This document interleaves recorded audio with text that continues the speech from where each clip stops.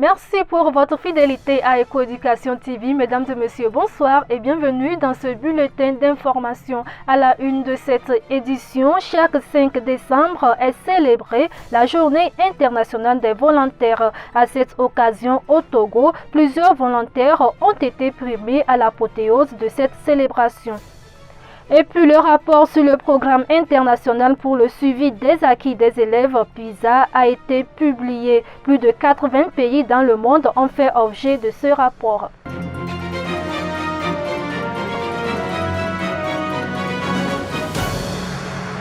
C'était le titre de cette édition. Remise de prix aux meilleurs volontaires de l'année 2023. Sur 14 finalistes, 3 ont été sacrés meilleurs volontaires sur projet Union européenne, meilleure femme volontaire et meilleur volontaire de l'année. Reportage de nos confrères de la TVT. Ambiance sans pareil.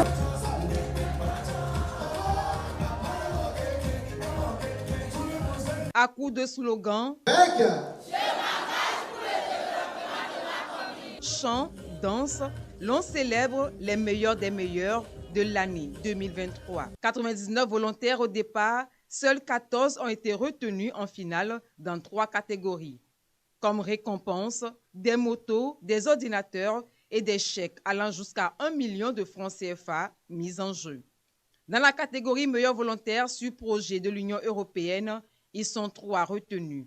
Le premier prix est enlevé par Assotina Lombo. Pour se rendre dans différentes localités, cela n'est pas aisé.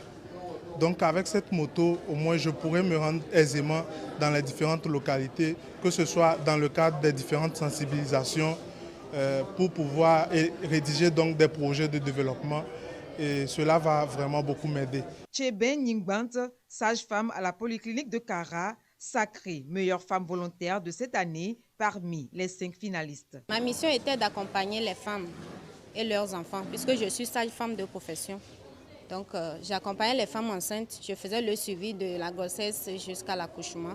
Et j'ai accompagné aussi les femmes qui souhaitaient faire la planification familiale. J'ai acquis l'esprit de sociabilité et l'expérience professionnelle qui m'a permis d'aller de bout en bout à la rencontre des personnes qui avaient besoin de nos services. À la joie de tous et au vote du jury, Dissi Rama, handicapé visuel, rafle les 1 million de francs CFA de la catégorie meilleur volontaire de l'année.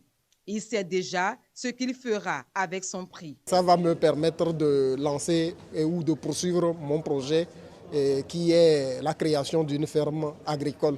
Donc j'ai déjà reboisé le site avec plus de 200 espèces d'arbres et je vais ériger un petit local pour pouvoir forer un puits. Tout au long de l'année 2023, ces volontaires ont servi au sein des communautés. Comme eux, ils sont des millions à sacrifier à ce devoir citoyen et humanitaire. Un engagement, une cause noble qui va les marquer toute leur vie durant. Chaque année, la campagne Tous Unis se consacre à un thème spécifique. Celui de cette année, Tous Unis, investir pour prévenir la violence à l'égard des femmes et des filles. Les étudiants en médecine à l'Université de Lomé ont été sensibilisés sur le sujet. Innocente et Dogali. Une femme sur 3 dans le monde subit des violences dont la manifestation est physique, sexuelle, économique, psychologique ou le mariage précoce et forcé. Afin de faire face à toutes ces formes de violence, la campagne annuelle des 16 jours d'activisme pour lutter contre les violences faites aux femmes qui se déroule décide de la campagne annuelle des 16 jours d'activisme pour lutter contre les violences faites aux femmes qui se déroule du 25 novembre au 10 décembre de chaque année. Pour cette édition, des étudiants en médecine de la Faculté des sciences de la santé de l'Université de Lomé ont été instruits les 30 novembre et 1er décembre 2023 sur des thématiques liées à la violence sur le genre. organisée par l'Association des étudiants en médecine, pharmacie et odontostomatologie du Togo. Cette sensibilisation a reçu le soutien du bureau de l'OMS Togo qui a abrité cette rencontre. Dr Doussabé Angélique, psychologue clinicienne et de la santé en service d'hépato-gastro-entérologie du CHU Campus de Lomé, a instruit les étudiants sur les aspects psychologiques dans la prise en charge des violences basées sur le genre. Les symptômes cognitifs, émotionnels, les troubles psychosomatiques que le patient présente entraînent le plus souvent des traumatismes et ces derniers, il faut les prendre en charge dès le départ. Ça peut traîner dans le temps et ce qu'on appelle le stress post-traumatique qui peut survenir des années après le premier traumatisme. Éducation, santé, situation familiale, une étude édifiante sur les facteurs liés à la pauvreté à Madagascar a été révélée en novembre dernier. Intitulée « Qui est laissé de côté ?» révèle les sources de la pauvreté. Retrouvons toujours Innocente Edogal.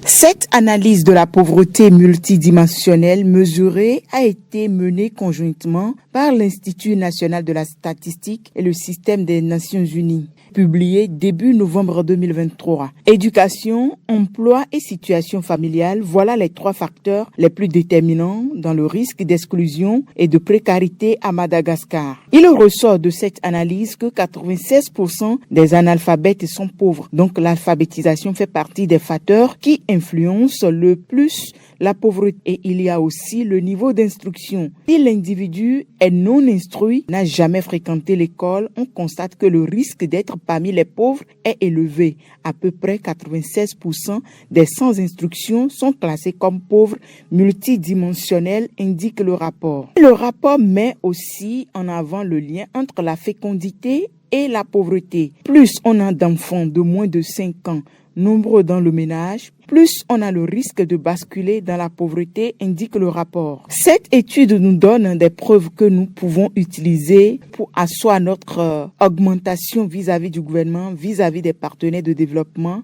qu'en agissant sur ces variables de planification familiale, en faisant en sorte notamment que les plus démunis puissent avoir un accès gratuit aux services de planification familiale. Toujours éducation dans cette édition, le rapport sur le programme international de suivi des acquis des élèves est publié. Plus de 80 pays ont fait objet de ce rapport. Daniel Ouaché.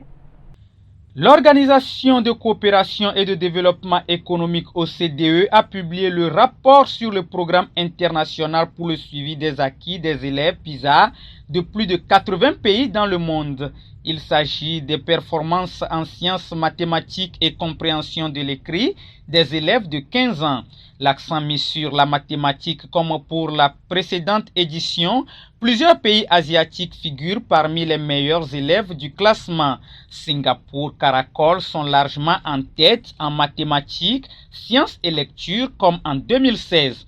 Notons que l'étude PISA est publiée tous les 3 ans et étudie les performances des systèmes éducatifs. Cette brève pour clore cette édition. Dans une note circulaire adressée aux associations membres, le secrétaire général de la Fédération togolaise de football, FTF RVTT Agbodan, a annoncé la tenue du congrès ordinaire électif de la FTF prévu pour le 3 février 2024 à Atakpamé. Selon le document publié, le comité exécutif de la FTF a décidé, en vertu des dispositions statutaires, de convoquer ce congrès qui verra l'élection d'un nouveau comité exécutif. Le processus électoral débute ce 4 décembre 2023 avec la diffusion des informations sur le lieu et la date du congrès. Les candidatures devront être soumises au plus tard le 19 décembre 2023, soit 45 jours avant la date du congrès. Un examen des candidatures aura lieu et les listes provisoires seront publiées le 24 décembre 2023. La période de recours s'étendra du 3 décembre 2023 au 2 janvier 2024, offrant une fermeture pour les éventuelles contestations. La liste définitive des candidats sera annoncée le 18 janvier 2024. C'est tout pour ce bulletin d'information. Merci à vous qui l'avez suivi. Excellente soirée à vous.